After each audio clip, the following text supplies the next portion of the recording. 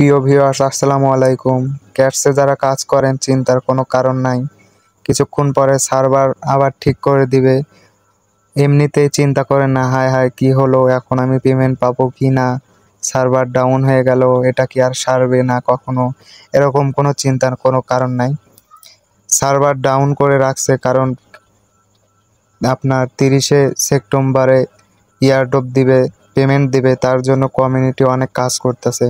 তো এখানে চিন্তার কোনো কারণ নেই, কিছুক্ষণ পরে এমনিতেই সার্ভার আপ করে দিবে। তো আপনাদেরকে একটা জিনিস দেখাই। তো এখান থেকে বের হয়ে যায় ক্যাট কমিউনিটির মধ্যে যাবেন।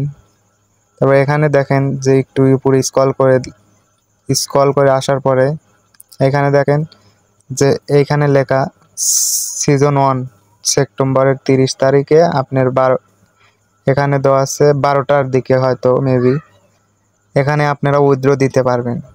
তো এখানে চিন্তার কোনো কারণ নাই, কারণ এরা কাজ করতেছে জন্যই সার্ভার ডাউন করে রাখছে। এই যে সিজন 1-এ এখানে দেখেন ইয়ারড্রপ সিজন 1 অ্যান্ড সিজন 2, এইখানে আপনারা উইথড্র দিতে পারবেন মাত্র 30%, আর সিজন 2-তে যায় উইথড্র দিতে পারবেন।